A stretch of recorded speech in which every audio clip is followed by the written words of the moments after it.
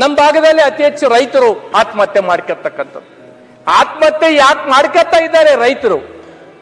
ಮನಪ್ಪಣ್ಣವ್ರು ಹೇಳಿದ್ರು, ನಮ್ಮ ಶಾಸಕರು, ಯಾದಗಿರಿ ಶಾಸಕರು ಕುಡಿಯ ನೀರಿಂದು ಕರೆಂಟ್ ಎಂದು ಹೇಳಿದ್ರು. ನಾವು ಸರ್ಕಾರಗಳು ರೈತರಿಗೆ 10 ತಾಸು ಕರೆಂಟ್ ಕೊಡಕ್ ಆಗ್ತಾ ಇಲ್ಲ.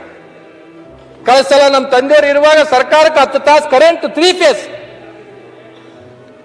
ನಮ್ಮ ಭಾಗದಾಗ ರೈತರಿಗೆ ಒಂದು 10 ತಾಸು 3 ಫೇಸ್ ಕರೆಂಟ್ ಕೊಟ್ರೆ ಅಧ್ಯಕ್ಷರೇ, ಸರ್ಕಾರದಾಗ ಇರ್ತಕ್ಕಂಥವ್ರ ಭಾಗದಾಗ ಫೋಟೋ ಹಾಕ್ತಾರೆ ಅಧ್ಯಕ್ಷರೇ. ಇದನ್ನ ನಾವು ಮಾಡಕ್ ಆಗಿಲ್ಲ ಅಧ್ಯಕ್ಷರೇ. ನಮ್ಮ ಭಾಗದಾಗ ಏನಪ್ಪತ್ತಂದ್ರೆ ರೈತರು ನಮ್ಮಲ್ಲಿ ಯಾರು ದೊಡ್ಡ ದೊಡ್ಡ ರೈತರು ಯಾರಿಲ್ಲ ಅಧ್ಯಕ್ಷರೇ, ಎಲ್ಲ ಸಣ್ಣ ರೈತರೇ ಇರ್ತಕ್ಕಂಥವ್ರು ಇದ್ದಾರೆ. 1 ಎಕರೆ 2 ಎಕರೆ ಬೋರ್ವೆಲ್ಗಳ ಮೇಲೆ ಅವರ ಜೀವನವನ್ನ ಅವಲಂಬಿತ ಇರ್ತಕ್ಕಂಥ ರೈತರು ಇದ್ದಾರೆ. ಅವರಿಗಾಗಿ ಸರ್ಕಾರ ಒಂದು 10 ತಾಸು ನೀವೇನೋ ಗ್ಯಾರಂಟಿಗಳು ಕೊಡ್ತೀರಿ, ಕೊಡ್ರಿ, ನಂದೇನು ಅಭ್ಯಂತರ ಇಲ್ಲ. ಅದು ಎಷ್ಟು ಜನಕ್ಕೆ ಮುಟ್ಟಿದ ಗೊತ್ತಿಲ್ಲ.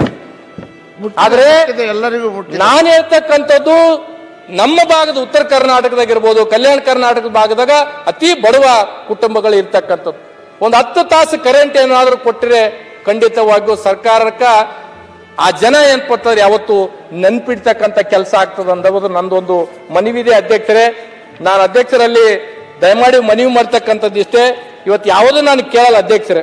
ನಾನು ಒಂದನ ಇನ್ಸಿಡೆಂಟ್ ಅನ್ನ ಒಂದು ನೆನಪು ಮಾಡ್ಕೋಬೇಕಾಗುತ್ತೆ. ಕಲಬುರಗಿ ಜಿಲ್ಲೆಯಲ್ಲಿ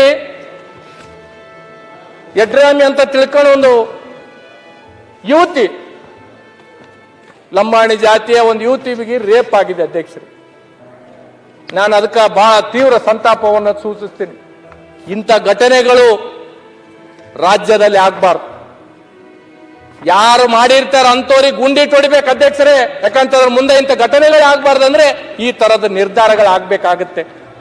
ದಯಮಾಡಿ ನಾನು ಯಾವ ತರದ್ದು ಮನವಿಗಳನ್ನ ಮಾಡಲ್ಲ.